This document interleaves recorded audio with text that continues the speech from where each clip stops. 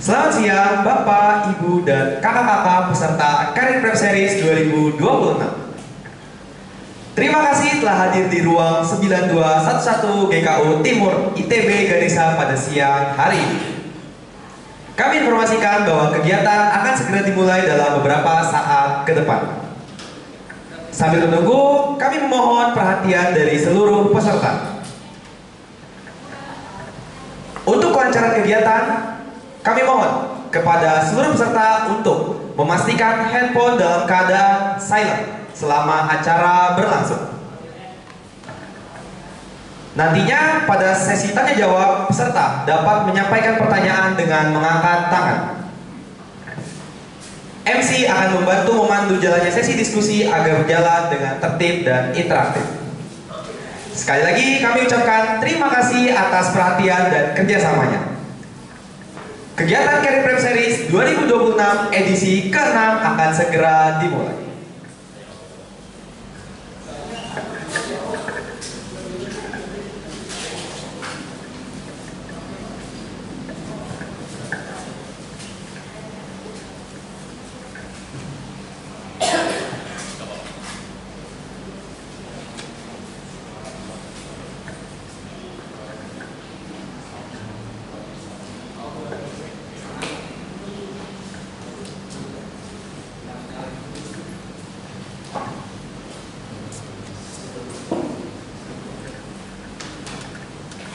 Assalamualaikum warahmatullahi wabarakatuh. Selamat siang dan salam sejahtera untuk kita semua. Semoga Bapak, Ibu, dan kakak-kakak mahasiswa selalu dalam keadaan sehat. Yang kami hormati narasumber pada kegiatan Career Prep Series 2026 edisi ke-6, yaitu Kak Alia Panji Nurafifa SPD sebagai Asisten Manajer Cerebrum, Kak Dea Aulia Nursiam SHU sebagai Asisten Manajer Cerebrum, dan Kak Linda Ramadanti SSI sebagai Product Manager Cerebrum, serta seluruh peserta Career Prep Series 2026 yang telah hadir pada siang hari ini. Perkenalkan, saya Abizar Diasuha dari jurusan Teknik Tenaga Listrik Angkatan 2024 sebagai Duta Kampus ITB. Pada kesempatan ini, saya akan memandu jalannya kegiatan Career Prep Series 2026 edisi ke-6 dengan tema Get Ready for the BUMN Recruitment Test. Kupas tuntas tahapan seleksi BUMN plus strategi lolos tes BUMN. Boleh teman-teman kita tepuk tangan untuk acara pada siang hari ini. Career Prep Series 2026 merupakan kegiatan rutin seminar atau webinar karir yang akan membahas mengenai soft skill yang dibutuhkan teman karir dalam persiapan memasuki dunia kerja, seperti pembuatan CV, tips and trick interview, maupun proses persiapan karir lainnya. Kegiatan ini akan dilaksanakan 2 kali dalam 1 bulan. Jadi, jangan lupa untuk selalu mengikuti kegiatan ini agar teman karir siap masuk dunia kerja nantinya. Untuk kegiatan Career Prep Series 2026 edisi ke-6, hari ini merupakan hasil kolaborasi antara ITB Career Center dan Cerebrum yang dirancang untuk membantu mahasiswa memahami realita dunia kerja, tantangan ketenagakerjaan, serta strategi mempersiapkan diri agar lebih siap buat masuk ke dunia profesional di tahun 2026. Sebelum kita masuk ke rangkaian acara, kami informasikan kepada seluruh peserta bahwa presensi kehadiran sekaligus pengisian feedback merupakan syarat untuk mendapatkan e-sertifikat dan akan kami berikan mendekati selesainya acara. Tautan presensi juga akan kami bagikan melalui scan barcode atau link yang akan saya sampaikan. Mohon memastikan nama yang diisi sesuai dengan data pendaftaran.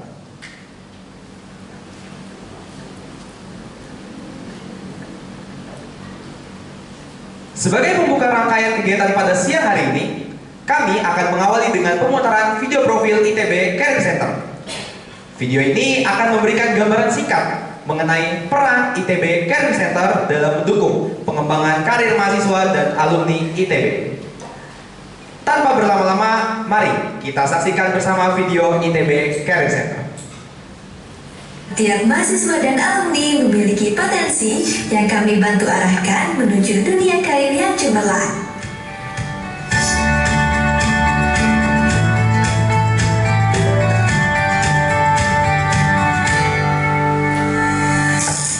Halo, nama saya Intan Taufik. Saat ini saya adalah Kepala ITB Career Center atau juga dikenal sebagai Subdirektorat Pengembangan Karir dan Kewirausahaan Mahasiswa. Unit ini berada di bawah Direktorat Kemahasiswaan ITB. Unit kami berfokus pada pengembangan karir, peningkatan kompetensi, maupun kewirausahaan untuk mahasiswa maupun alumni muda ITB. Melalui kampus rekrutmen, mahasiswa, alumni, dan perusahaan bertemu untuk kesempatan karir terbaik yang berdampak.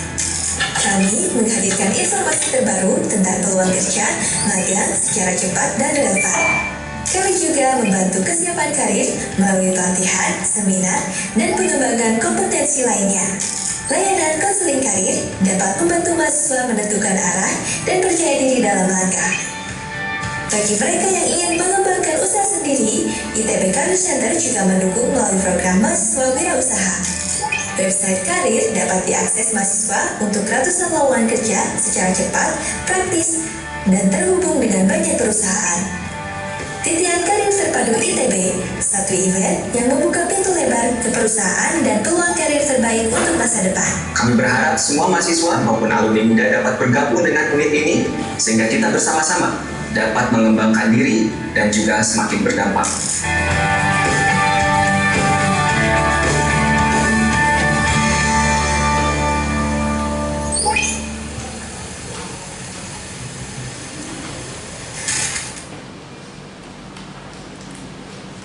Terima kasih.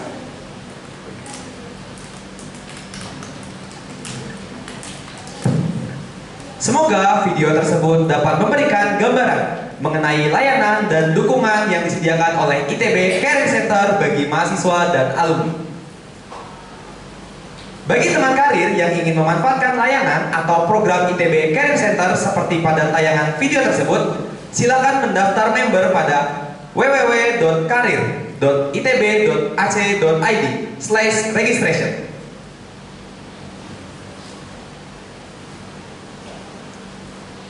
Selanjutnya, kita akan memasuki agenda utama, yaitu sesi seminar dengan materi Get Ready for the BUMN Recruitment Test, kupas tuntas tahapan seleksi BUMN plus strategi lolos tes BUMN.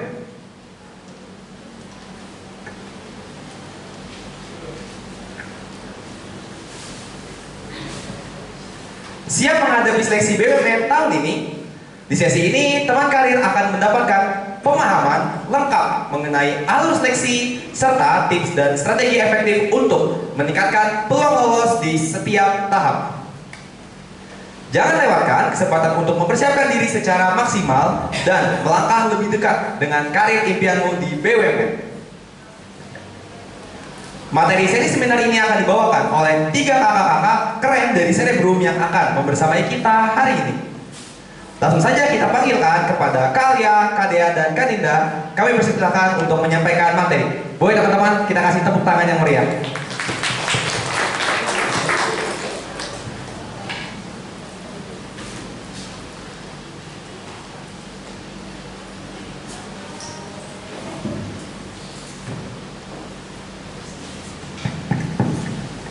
Cek. Oke, cek. Sebelum kita mulai, biar lebih semangat, izinkan saya membuka dengan pantun. Teman-teman boleh bantu jawab cakep, oke? Malam-malam pergi ke Braga, hendak hati membeli sepatu. Yang jawab salam masuk surga. Assalamualaikum warahmatullahi wabarakatuh. Selamat siang teman-teman yang kami hormati dan juga kami banggakan. Selamat datang ya bersama kami dari tim Jadi BUMN. Tentunya seperti yang sudah kakak MC bilang, hari ini kita akan mengupas tuntas rangkaian tes RBB atau rekrutmen bersama BUMN. Coba angkat tangan di sini yang pengen melanjutkan karir di BUMN. Oke, semuanya anak ITB atau ada dari luar? Coba angkat tangan ITB. Oke, ada juga yang dari luar ya berarti. Oke, nah teman-teman, tidak memandang latar belakang mau dari ITB atau umum, kita akan mengupas tuntas semuanya dari mulai rekrutmen tahap pertama hingga tahap kedua. Namun sebelum itu, kami ingin mengajak teman-teman untuk mendownload aplikasi Jadi BUMN terlebih dahulu, karena nanti kita akan ada sesi mini tryout. Karena kan hari ini kita hanya berkenalan, kayaknya nggak afdol kalau misalnya kita nggak terjun langsung mengerjakan gitu. Jadi teman-teman boleh sisihkan waktunya sebentar aja untuk download aplikasi Jadi BUMN. Nanti setelah kita kenalan dengan tahapan tesnya, kita juga akan langsung kenalan dengan jenis-jenis soalnya gitu ya. Kemudian nanti setelah mini tryout juga di dalamnya teman-teman akan mendapatkan pembahasannya juga, baik secara teks dan juga video gitu ya. Nah, karena kita sudah berkenalan dengan aplikasi Jadi BUMN, maka izinkan saya untuk memperkenalkan diri terlebih dahulu. Kenalkan teman-teman, nama saya Dea Aulia. Sekarang menjadi bagian dari produk development ya, product management dari Cerebrum bersama dua kakak lainnya yang untuk lulusannya, saya bukan lulusan ITB, kebetulan saya lulusan Universitas Padjadjaran, jurusan sastra Inggris gitu. Nah, kemudian bersama saya yang di tengah boleh berdiri. Di sini ada Kak Alia Panji Nur Afifah. Nah, kalau kakak ini lulusan dari Universitas Pendidikan Indonesia, jurusannya Teknologi Pendidikan. Betul ya Kak? Oke, nah yang terakhir boleh berdiri kakak. Nah ini baru lulusan ITB gitu ya. Ini lulusan ITB angkatan 2019, namanya Kak Ninda Ramadanti. Dulunya jurusan astronomi, betul ya Kak? Betul gitu. Nah sudah di download teman-teman? Kalau belum nggak apa-apa, nanti aja silahkan ditunggu aja untuk di download. Sambil menunggu kita akan langsung berkenalan aja ke pematerian yang akan dibawakan pertama-tama oleh Kak Ninda. Silahkan Kak Ninda.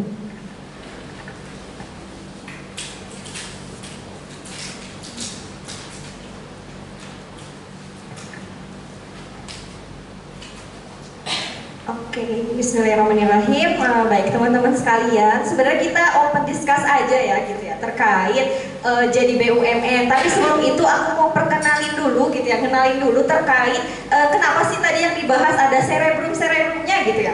Nah, Cerebrum itu sendiri nama perusahaan kita kebetulan, namanya itu PT Cerebrum Edukanesia Nusantara gitu. Nah, di mana perusahaan kita ini bergerak di bidang edutech gitu ya, khususnya bimbel online, yang mana kita memiliki sekitar lebih dari 10 produk gitu ya. Nah, salah satunya adalah Jadi BUMN.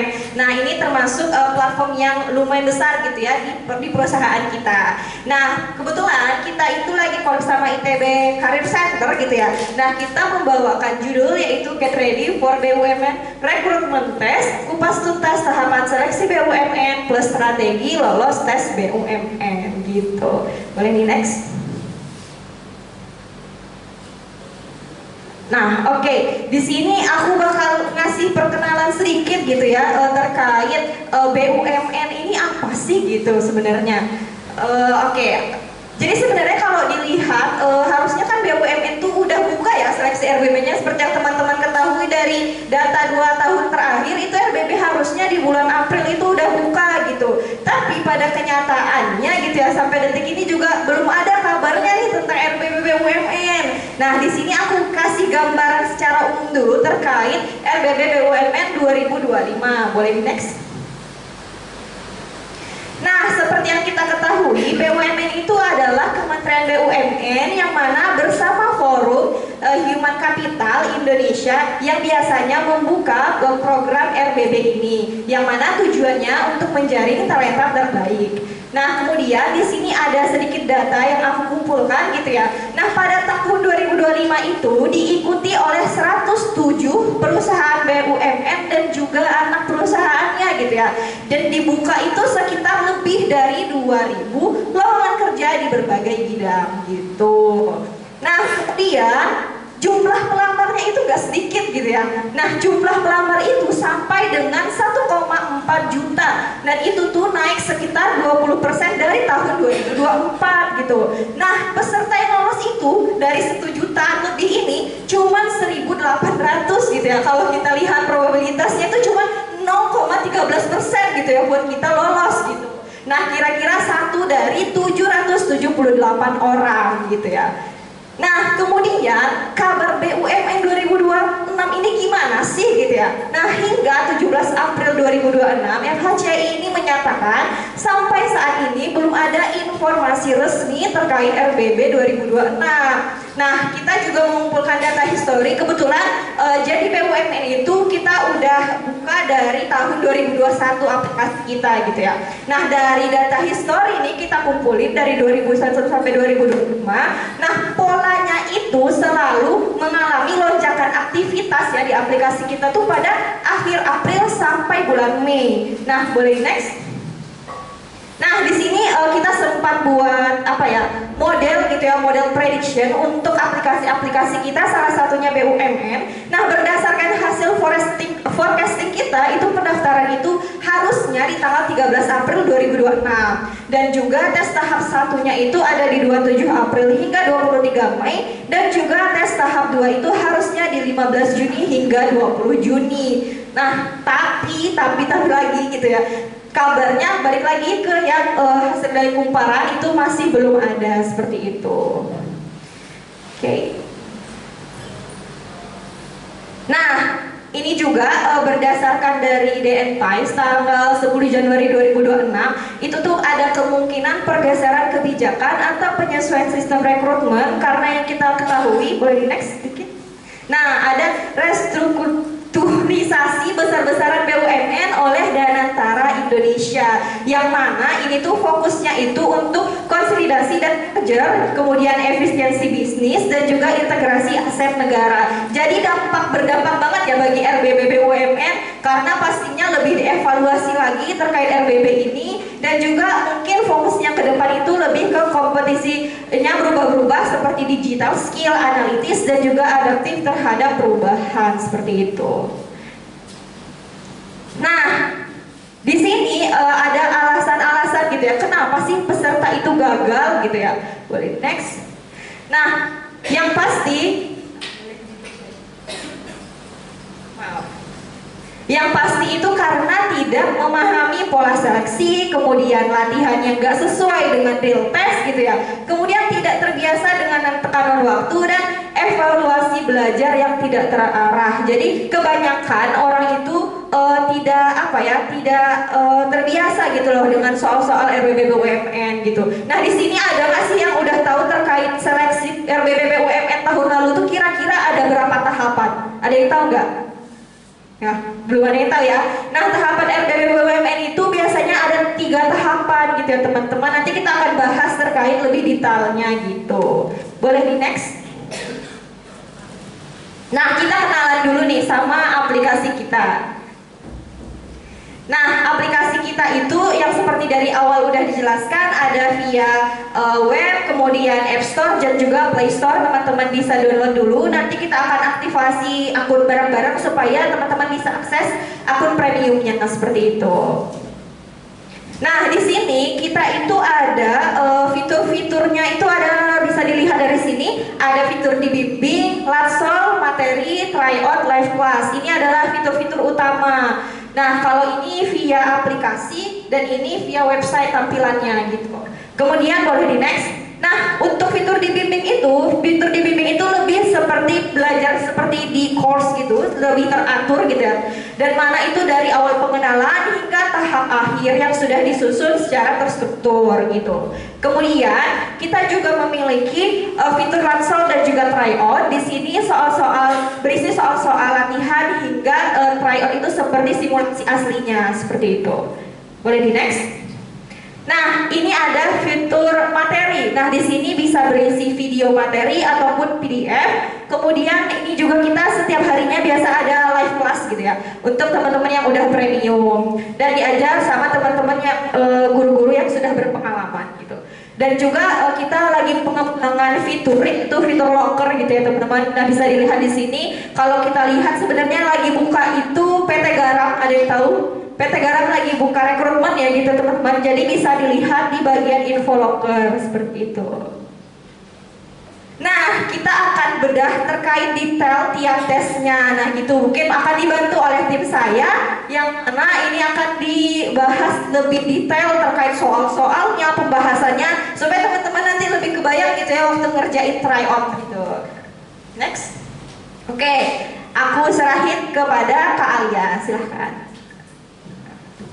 Bismillahirrahmanirrahim. Halo teman-teman, kenalin aku Alia, aku bagian dari tim produk.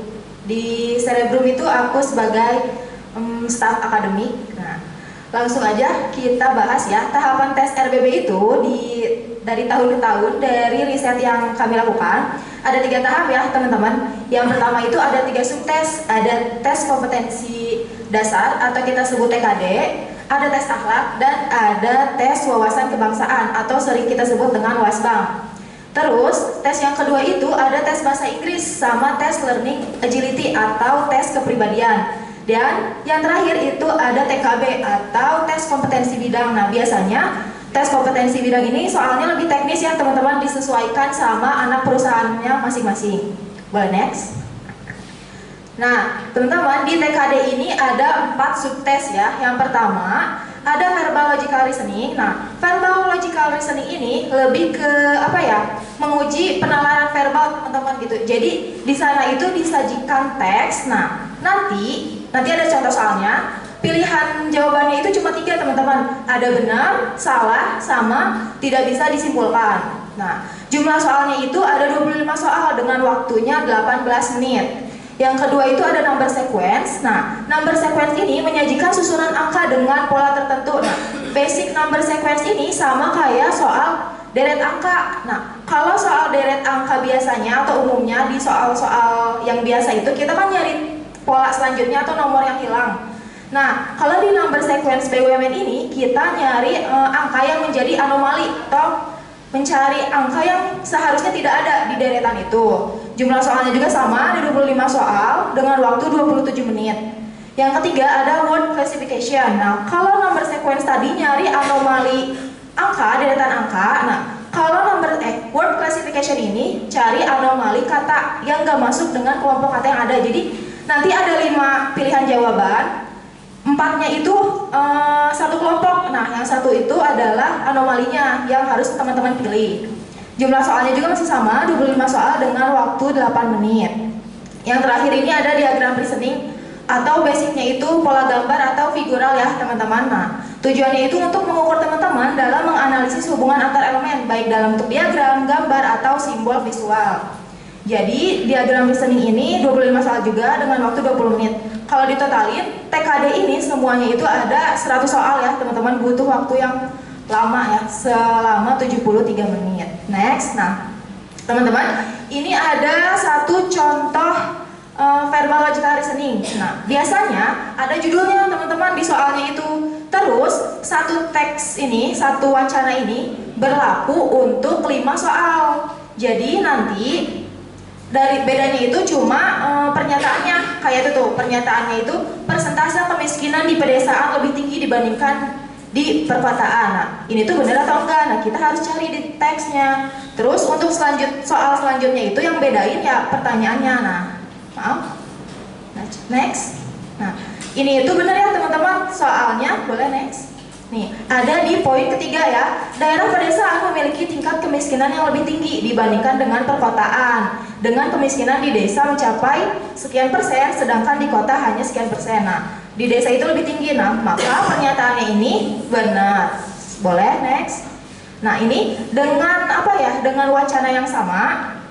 Nah, pertanyaannya itu kalau tadi kan desa lebih tinggi, kota lebih rendah. Nah, kalau ini jika inflasi meningkat tajam, maka untuk program PKH akan berlanjut hingga tahun 2023. Jawabannya cuma 3, benar, salah, atau tidak dapat disimpulkan. Nah, untuk soal ini boleh next. Jawabannya itu nggak bisa disimpulkan ya teman-teman. Kenapa nih? Coba. Nah, jadi di teks ini nggak disebutin kalau PKH akan berlanjut kalau inflasi meningkat tajam. Meskipun inflasi merupakan salah satu faktor yang mempengaruhi kemiskinan, jadi di teks itu nggak ada informasi yang secara langsung menghubungkan inflasi dengan keberlanjutan kemiskinan di Indonesia. Boleh next. Nah, ini contoh soal number sequence ya teman-teman. Deret angka di BUMN itu kayak gini. Jadi nggak ada yang kosong, tapi kita harus cari mana dari yang tengah tuh. Biasanya dari A, B, C, D, E ini dibatasin atau ada garisnya ya. Nah, kita harus cari nih polanya. Gimana sih cari cari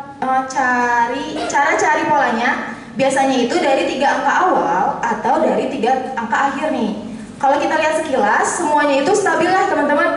dari 368 ke 333 itu minus 35. Terus dari 2 ke 3 pun sama, semuanya 35 minus. Nah, kita coba satu-satu dari A, B, C, D, E. Nah, dari 298 dikurangi 35 bener gak? Seterusnya sampai E. Nah, boleh next. Ternyata A, B, C, D, E benar. Nah, ternyata yang E. Kenapa? Karena 158 dikurangi 35 itu 123 ya teman-teman, bukan 113. Maka jawabannya itu yang E. Nah, ini selanjutnya word classification atau nyari anomali kata, nyari satu kalimat yang nggak masuk di kelompoknya. Ada hilang, kabur, lenyap, musnah, jalan. Nah, teman-teman ini sekilas sudah kelihatan kan? Dari A sampai D itu menyatakan sesuatu yang tadinya ada jadi nggak ada, sedangkan opsi E itu tiba-tiba jalan. Jalan itu kan suatu apa ya, entah suatu tempat atau suatu aktivitas dan sebagainya. Nah, ini dia diagram listening. Nah, ini itu soal yang menurut orang-orang paling susah di BUMN karena harus teliti, terus banyak banget gambarnya. Misalnya kalau di soal figural biasa itu paling cuma ada 9 gambar, ada 3 gambar atau 4 gambar. Kalau di diagram listening ini bisa 6 gambar atau bisa sampai 10 gambar. Nah, jadi ini tuh kan setiap pasangan gambarnya itu ada nomor ya teman-teman. Nomor itu mempresentasikan atau menjelaskan tentang pola yang digunakan. Polanya itu bisa dari rotasi, pencerminan, dan lain sebagainya. Nah, terus, kalau kita lihat nih, langsung ke soalnya aja ya teman-teman. Nah, kalau kayak gini, jadi soalnya itu yang ditanyakan gambar dari kiri jika ditambahkan dengan pola di nomor 3, maka akan seperti apa? Nah, di nomor 3 ini kita lihat itu gambarnya itu mengalami perputaran rotasi 90 derajat.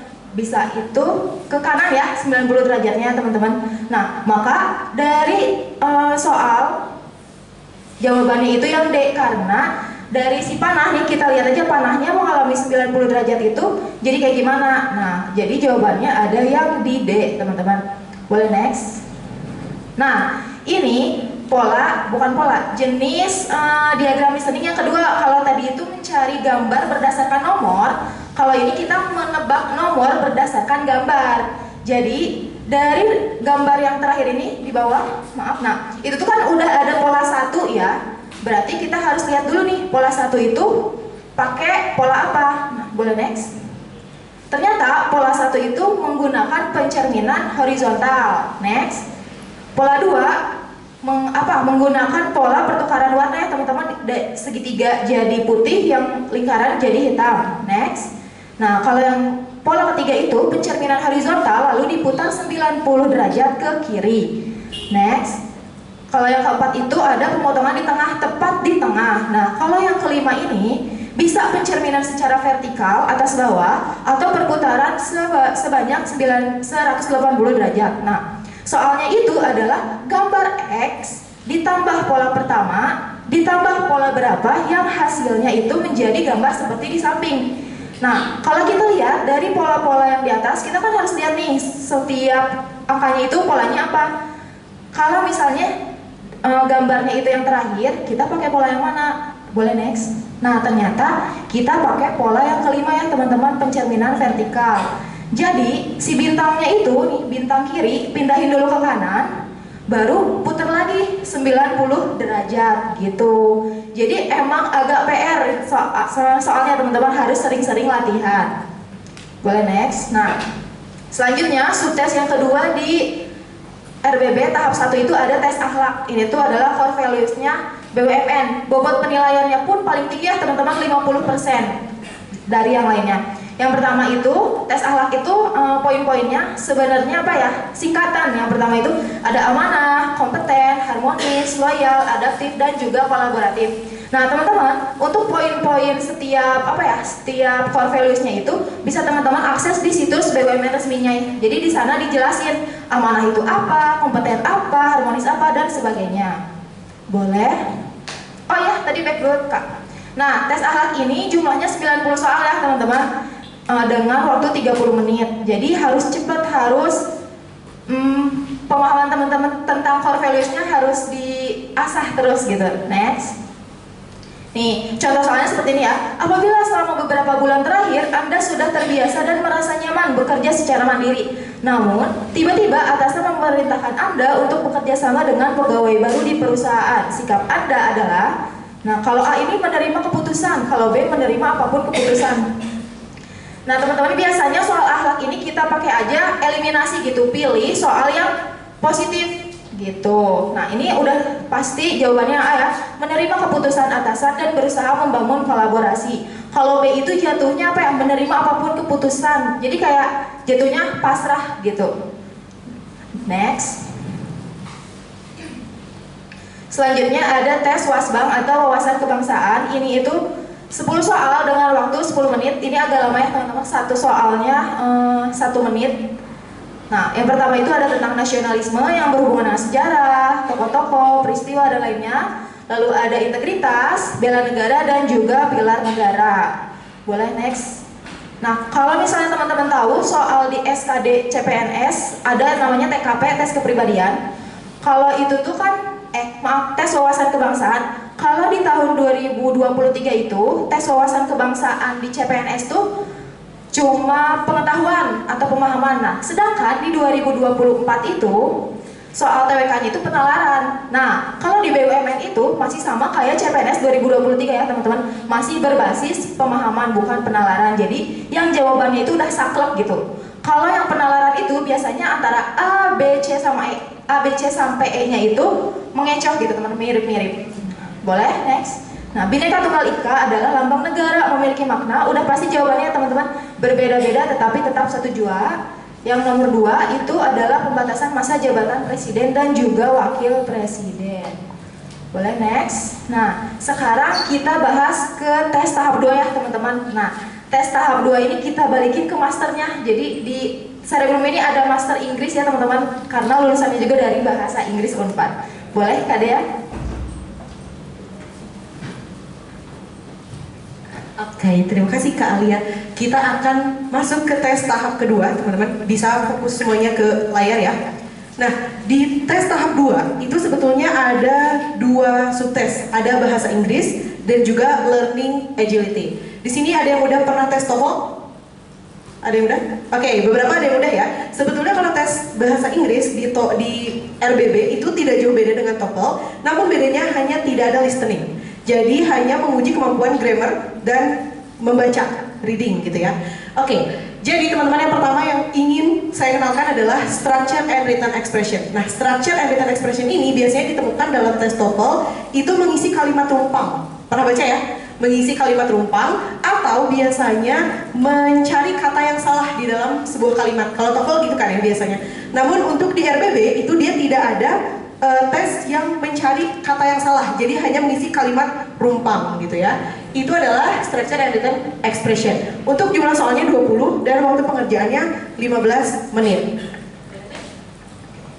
Nah, kita akan bahas strategi menjawabnya. Tentu teman-teman yang udah pernah baca atau tes TOEFL, udah familiar dengan tes bahasa Inggris, tapi mungkin ada beberapa yang masih belum tahu cara menjawabnya tuh bagusnya kayak gimana gitu. Karena kan kita berpacu dengan waktu ya. Tentu tes bahasa Inggris, ini harus teman-teman tahu ya. Tes bahasa Inggris itu jawabannya nggak melulu kita harus baca.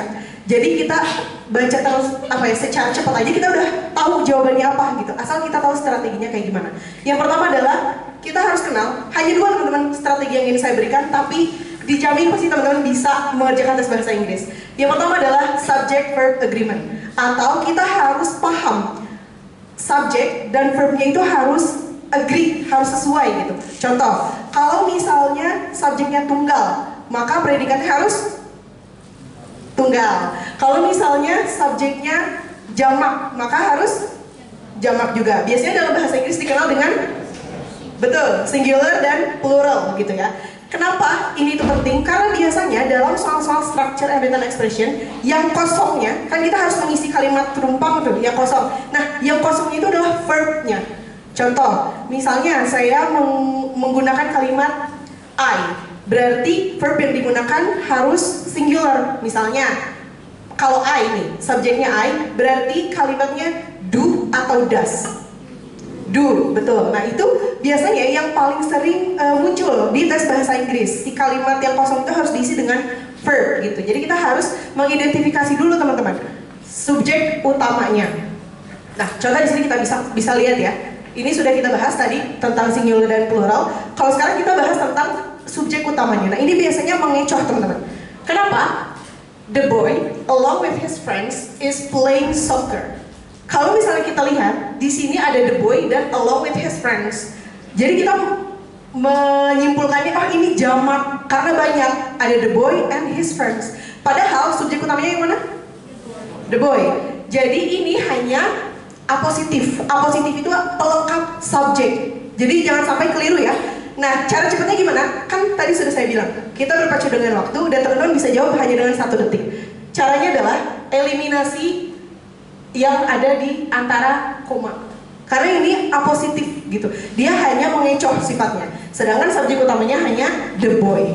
Kemudian, waspadai subjek yang tidak jelas juga. Nah, ini soal yang mengecoh. Kenapa demikian? Everybody, everyone, anyone, nobody, each, either, neither. Itu biasanya kita menyimpulkan dengan jamak. Karena everybody, semua orang. Kita semua everybody berarti. Everyone, siapa saja, setiap orang. Artinya banyak dong ya gitu. Anybody. Kemudian the team. Di dalam the team kan banyak orangnya ya.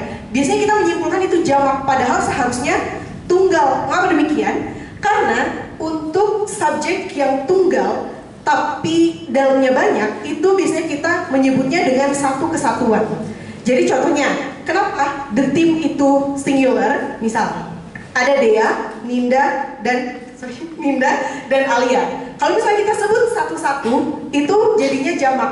Tapi kalau misalnya the team, kita satu kesatuan gitu. Jadi itu merupakan singular. Nah, itu biasanya yang mengecoh ya di soal-soal berikut, di soal-soal tes bahasa Inggris. Next. Oke, kemudian yang kedua, hanya 2 ya teman-teman. Tadi yang pertama apa? Subject, verb, agreement. Kemudian yang kedua, teman-teman cukup pahami tenses, parallelism, and sentence structure. Yang pertama, pahami 12 tenses. Banyak nggak? Banyak ya. Biasanya yang susah kita ingat itu tenses, tapi sebenarnya sederhana teman-teman. Cukup bagi 3 bagian. Lampau, kini, depan. Past, present, and future. Nah, nanti di dalam masing-masing ini itu ada anaknya, ada 4. Ada simple, kemudian ada continuous, present perfect, continuous. Ada juga present future. 5 berarti ya. Ada 5 gitu. Di dalamnya itu ada anak-anaknya, tapi kita cukup paham 3 aja. Past, present, dan future. Setelah itu teman-teman pelajari kalimat-kalimat yang menggunakan tenses ini. Mudah kalau kayak gitu ya.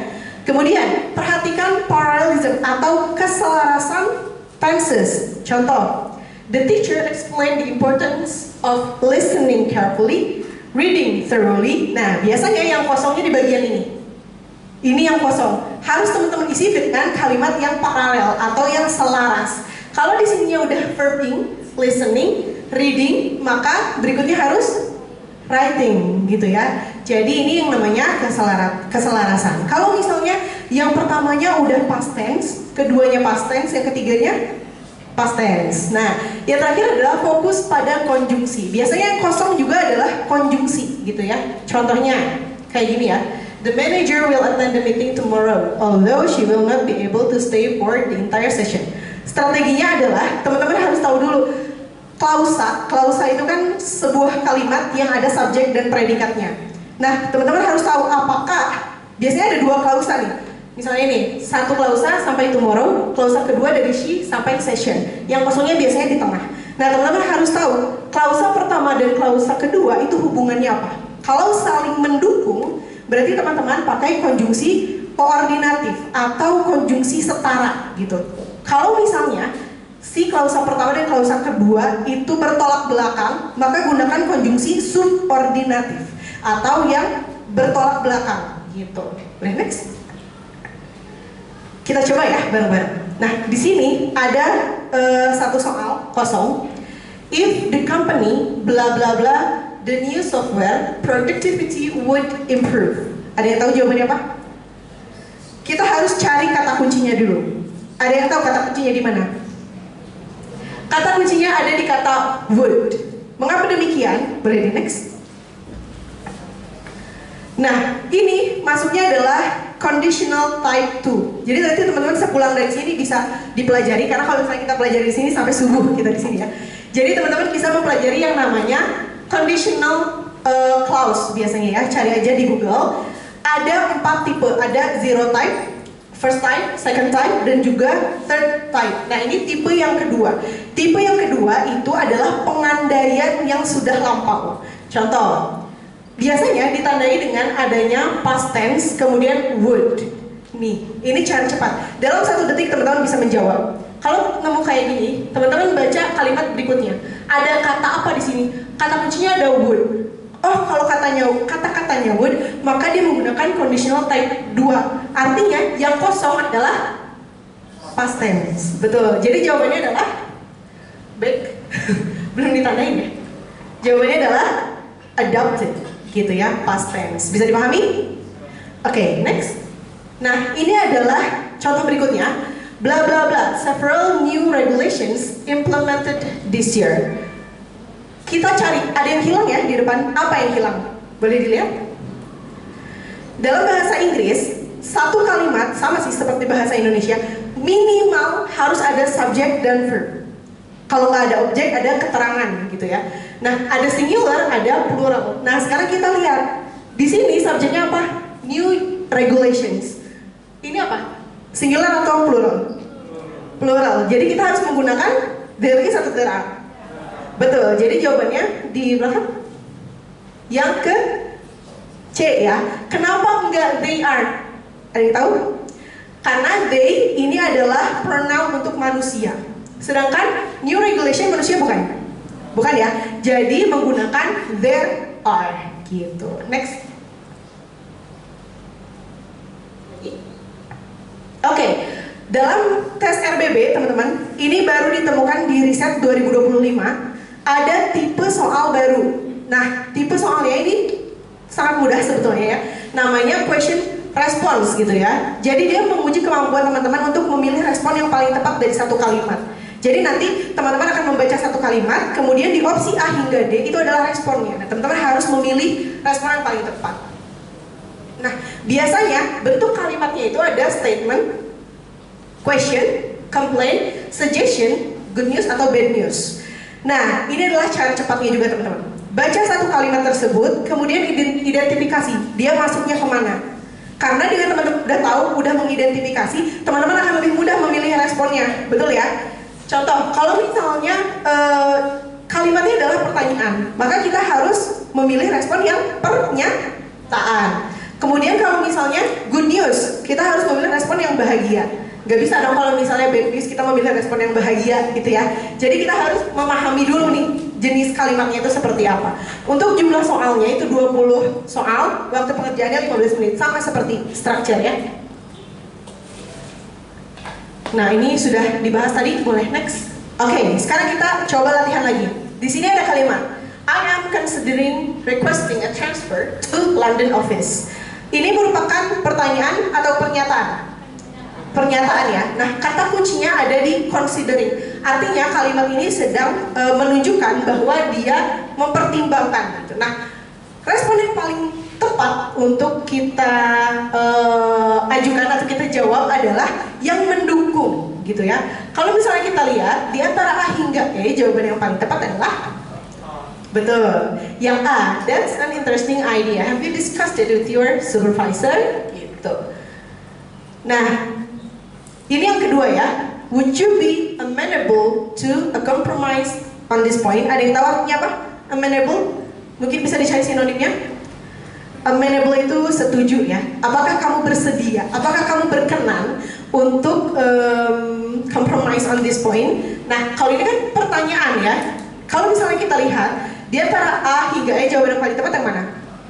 Betul, I am open to discussion gitu ya. Karena di sini kan ada amenable. Amenable itu artinya persetujuan gitu ya. Artinya kita sedang mengajak untuk bernegosiasi mungkin ya. Jadi jawabannya adalah open to discussion. Next. Nah, ini biasanya yang paling sering mengecoh atau orang-orang bilangnya soal yang paling sulit karena ada teksnya dan kita harus baca. Padahal gak perlu baca teman-teman, gak perlu dibaca teksnya. Yang harus dibaca adalah apa? Betul, pertanyaannya gitu ya. Nah, untuk jumlah soalnya itu ada 45. Waktu pengerjaannya cukup lama, ada 50 menit. Biasanya satu teks itu bisa digunakan hingga 4 atau 5 soal. Tetapi dia kalau di RBB ngacak biasanya. Jadi misalnya teks yang A ini bisa kita temukan di nomor 1, 7 hingga 30 misalnya. Tapi teksnya masih itu, jadi itu menguji kefokusan kita. Kira-kira biasanya kan kalau TOEFL kan satu teks, kemudian dari 1 sampai 5 itu semua teksnya gitu ya. Nah kalau RBB enggak teman-teman. Biasanya di 1, dia nanti kita ketemu lagi di nomor 7, ketemu lagi di nomor belasan gitu. Jadi harus fokus. Cakupan materinya, ada ide pokok, ini sangat normal ya. Ada detail informasi, vocabulary, dan juga inferensi. Kita langsung cek aja. Nah, yang tadi ya teman-teman, ini sudah kita baca lagi. Tapi teman-teman harus tahu ya, fix your mindset. Karena biasanya mindset kita kalau reading adalah capek baca teksnya. Padahal nggak perlu baca teks. Kita cukup temukan kata kunci di dalam pertanyaan. Kita cari kata kunci tersebut di dalam teks, jawab. Itu bisa selesai dalam 5 detik gitu ya. Nah, boleh? Next, nah kita akan bahas dari main idea dulu. Kalau pertanyaannya main idea, biasanya bentuknya adalah what is the main idea of this passage, misalnya. Kalau ditanya main idea, teman-teman fokusnya kemana? Ada yang tahu? Betul, kalimat awal atau kalimat akhir. Kalau masih nggak ketemu, ada di mana? Di kata-kata yang berulang. Misalnya, dia sedang membahas tentang career center ITB gitu. Nah, nanti yang diucapkan di dalam kalimat itu career center, career center, career center. Nah, itu biasanya main idea. Kalau misalnya nggak ketemu ya. Kemudian, rhetorical purpose, ini biasanya the type of question that requires you to understand why the author has included a piece of information. Jadi kita ditanya kenapa sih si author itu memasukkan informasi tersebut gitu. Ini ada tips cepatnya ya. Jadi teman-teman lihat, kalau misalnya teksnya descriptive text, dia bentuknya mendeskripsikan sesuatu, pilih opsi jawaban yang to describe atau to show. Kemudian kalau misalnya dia prosedur teks, misalnya how to make a boiled egg, misalnya gitu. Nah, pilihlah opsi jawaban yang to explain. Kalau pertanyaannya tujuan apa gitu ya. Dan seterusnya. Kemudian detail question, ini tentang 5W1H, sama seputar tes-tes bahasa Indonesia gitu ya. Ini biasanya teman-teman bisa ambil kata kunci yang unik. Misalnya gini, according to the passage, biasanya akan dimulai dengan kalimatnya kayak gini gitu ya. According to the passage, who is the mother of Dea misalnya. Nah, teman-teman tinggal cari kata mother dan kata Dea di dalam teks gitu. Boleh next? Inference question, ini biasanya untuk mencari tahu apa sih yang di-infer atau apa yang dirujuk ya. Inference question sama seperti reference question. Yang dirujuk biasanya dia akan berbentuk subject pronoun atau object pronoun. Misalnya, contoh pertanyaannya itu kayak gini. What is the word it refer to? Nah, ketika teman-teman menemukan soal seperti itu, cari kata it, baca kalimat sebelumnya. Karena kata it ini mengganti si subjek sebelumnya, gitu. Mudah kalau misalnya teman-teman udah tahu strategi menjawabnya ya. Next. Nah, ini dia reading comprehension-nya, kita akan coba. Oh, yang satu lagi, detail information. Ketika teman-teman mengerjakan soal reading comprehension, fokus pada 2. Yang pertama, nama-nama, kedua angka. Nama-nama ini biasanya ada nama jalan, nama orang, kemudian nama tempat gitu ya. Kalau angka, biasanya dia akan ada pertanyaan yang seputar angka juga. Salah satunya seperti yang ada di sini. What is the maximum download speed of the super speed plan? Nah, kalau misalnya kita lihat di sini, opsi jawabannya angka semua ya. Nah, kita udah bisa menjawab dalam 1 detik. Oh, angka semua. Kita tinggal cari yang ada angka dan angkanya di sini gitu ya. Di sini Mbps, kalau kita lihat di dalam teks ini, Mbps hanya 100 Mbps gitu ya. Nggak ada 75, nggak ada 50, nggak ada 350, nggak ada 150. Langsung ketemu ya, berarti ada 100 Mbps. Nah, kalau misalnya teman-teman ingin memperdalam lagi, bisa dicari kata kunci. Kalau di dalam soal ini, kata kuncinya adalah download speed. Nah, kita cari kata download speed. Nah, ada download speed, kita baca satu kalimat up to 100 Mbps. Itu trik yang kedua. Trik yang ketiga, cari sinonim. Contohnya, maximum. Sinonim dari maximum adalah up to. Gitu. Jadi teman-teman pintar-pintar cari kata kunci di dalam pertanyaan. Kemudian cari di dalam teks, bisa bentuknya sinonim, bisa exactly the way it is written in the question, ada juga yang tersirat dalam angka gitu. Next. Oke, itu tadi bahasa Inggris gitu ya. Lumayan ya, agak kuliah bahasa Inggris sebentar gitu biar teman-teman lebih paham juga. Kemudian ada learning agility. Ini tidak terlalu not much difference from akhlak ya, tes akhlak tadi yang core values. Cuma bedanya adalah learning agility ini untuk mengukur kemampuan kita untuk beradaptasi, belajar cepat, serta merespon perubahan situasi secara efektif. Ini untuk menilai ketika teman-teman nanti kerja, dikasih perubahan regulasi kantor, kemudian dikasih perubahan jabatan, kemudian dikasih tanggung jawab yang berbeda. Mudahkah teman-teman untuk beradaptasi atau enggak? Nanti dinilainya dari tes learning agility. Untuk tes learning agility ini jumlah soalnya 100, kemudian untuk pengerjaannya hanya 35 menit. Sangat amat sebentar ya untuk 100 soal gitu. Tapi tenang aja karena opsi jawabannya hanya 2 gitu. Ini bisa teman-teman lihat ya. Nah, kalau di sini saya tidak bisa menentukan mana yang salah, mana yang benar kalau learning agility. Mungkin kalau di sini masih bisa, tapi ketika tes langsung biasanya kedua-duanya itu ada yang mirip atau menjebak. Nah, kita bahas strateginya aja ya.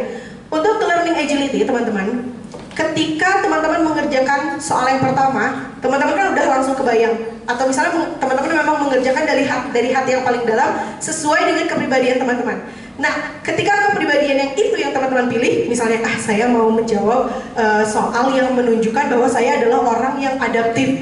Dari 1 sampai 100, pilihlah opsi jawaban yang menunjukkan bahwa teman-teman orang yang adaptif gitu. Jadi harus konsisten gitu. Jadi ketika teman-teman dari awal udah mau menunjukkan karakter yang seperti itu, maka pilihlah karakter yang seperti itu gitu. Karena itu akan memudahkan teman-teman rekruter dari RBB juga menilai gitu teman-teman orangnya yang seperti apa gitu. Next. Oke, karena tadi kita sudah sama-sama download. Ada yang belum download? Mungkin yang teman-teman yang baru datang tadi, ada yang belum download aplikasi Jadi BUMN? Nah, teman-teman kan kita sudah sama-sama berkenalan dengan macam-macam tes RBB. Pastinya teman-teman juga agak greget gitu ya, karena yang ditampilkan soalnya hanya 1 sampai maksimal 2 gitu. Kita akan coba bareng-bareng menggunakan aplikasi Jadi BUMN. Oke, teman-teman udah dibuka belum aplikasinya? Udah ke-download semua? Nah, kalau misalnya terkendala terkait download atau handphonenya full gitu ya, storage-nya bisa juga melalui website gitu ya, di https di jadibumn.id gitu. Nanti tinggal masuk aja, terus daftar, jangan lupa daftar dan lengkapi dulu profilnya gitu. Nah, setelah itu teman-teman bisa masuk ke menu akun ya kalau nggak salah. Nah, di menu akun itu ada kode voucher kalau nggak salah. Nah, kita akan bantu, boleh tim bantu dulu buat teman-teman yang kebingungan. Bisa masuk di menu akun gitu. Udah. Kalau misalnya yang terlalu berat HP-nya, bisa lewat web aja ya teman-teman. Oh iya.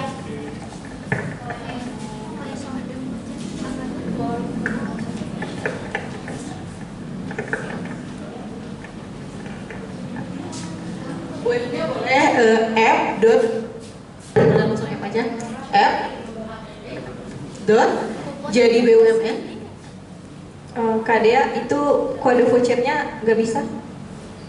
Bisa dibantu nggak? Boleh, sebentar ya.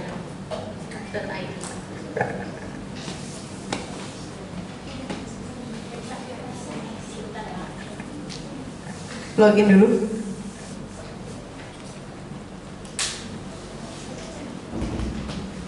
Udah, boleh diklik ke menu akun Kak. Akun, kemudian klaim kode voucher. ITB Career Prep.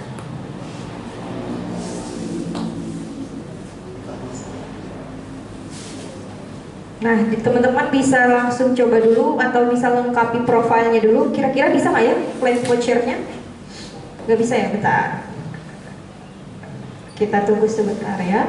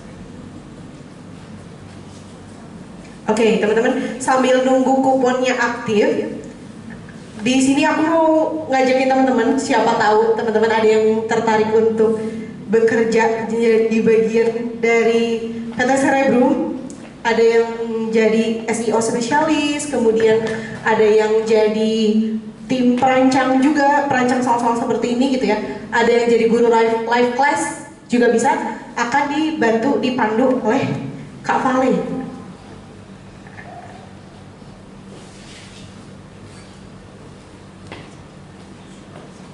Nah, oke teman-teman, sebelumnya perkenalkan, nama aku Valesa.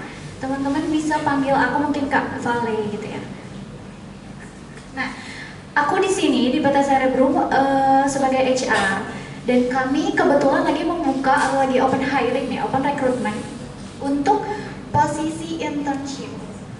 Nah, teman-teman di sini mungkin semuanya rata-rata masih pada kuliah kan ya? Ya, kebetulan semester berapa nih kebanyakan? 8. Oke. Nah, jadi kebetulan PT Cerebrum itu lagi buka internship program. Nah, boleh untuk siapa aja selama kalian masih kuliah. Karena syaratnya adalah yang pertama apply surat magang yang didapat dari kampus. Yang kedua, apply CV yang kalian punya, ada portofolio lebih bagus gitu. Nah, posisinya apa aja Kak yang dibuka? Pertama, posisinya di marketing dan sosmed internship. Itu nanti kita akan di bagian marketing. Nanti biasanya marketing itu bukan yang jualan gitu ya, atau bukan yang promosi produk. Promosi betul, tapi sebenarnya marketing dan sosmed ini lebih ke kalian meriset bagaimana consumer behavior-nya, terus user experience, terus juga ada kompetitor gitu. Lebih ke riset mendalam terkait hal tersebut. Terus nanti juga akan upload biasalah konten-konten promosi dari Cerebrum gitu di sosial medianya Cerebrum. Nah, sebagai informasi, PT Cerebrum ini punya lebih dari 10 aplikasi yang dikhususkan untuk setiap lembaga. Contohnya tadi ada Jadi BUMN. Jadi BUMN ini itu adalah program atau aplikasi yang disiapkan untuk teman-teman yang mau ikut seleksi BUMN. Yang kedua ada namanya Jadi ASN. Jadi ASN ini disiapkan untuk teman-teman yang mau mengikuti seleksi ASN. Terus ada juga aplikasi besar kita yang ketiga adalah Cerebrum. Aplikasi Cerebrum ini dikhususkan untuk teman-teman atau adik-adik yang lagi mau UTBK, yang lagi mau belajar untuk persiapan UTBK, dan mungkin sekarang kan ada TKA ya. Gitu. Oke, balik lagi ke posisi internshipnya ya. Ada yang kedua ada SEO content writer. Di sini biasanya SEO itu kita buat artikel yang nantinya akan dipublish di website Cerebrum. Terus ada juga desain grafik dan video editor. Ada banyak lah ya posisinya, mungkin teman-teman bisa lihat sendiri, baca sendiri. Terus juga ada sebenarnya selain internship kita lagi buka posisi juga untuk karyawan tetap. Mungkin nanti teman-teman bisa bantu share aja, barangkali ada temannya di luar yang mau coba lamar gitu, yang mau coba lamar. Sebenarnya nggak ada di sini, tapi kita lagi buka untuk posisi produk academic staff gitu. Nanti bareng sama kakak-kakak yang tadi kasih speech di depan. Nah, posisi produk staff itu jadi apa? Nanti posisinya itu lebih ke bekerja sebagai nanti riset soal, terus juga mungkin tag video materi gitu. Nanti soal-soalnya juga akan dipublish di aplikasi-aplikasi yang kita punya. Itu untuk open hiringnya. Nah, ketentuan untuk internshipnya gimana sih Kak? Tadi yang pertama, ketentuannya itu kita harus work from office. Office kita ada di Banjaran Kabupaten Bandung. Senin sampai Jumat pukul 8 sampai 5. Teman-teman mungkin nanti bisa bantu share aja ya, mungkin barangkali ada temennya gitu yang mau yang mau coba masuk jadi magang di PT Cerebrum. Oh iya, selain internship, sebenarnya kita juga buka PKL.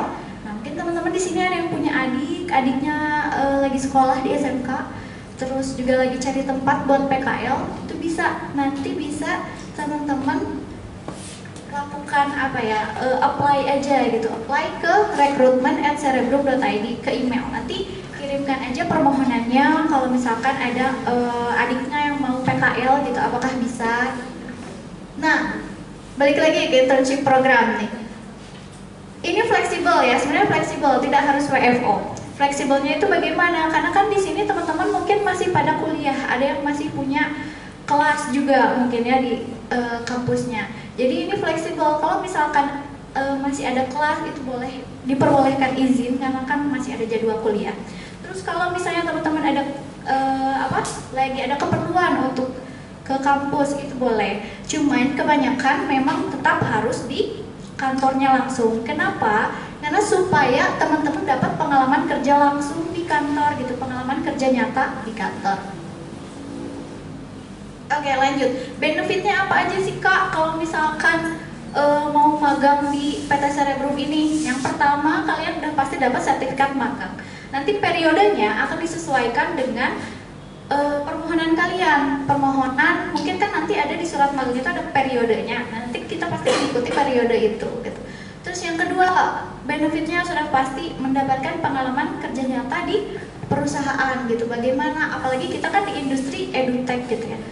Industri ini bergerak sebenarnya online, jadi tidak ada offline-nya. Kalau kita tidak ada kelas yang offline, semuanya online.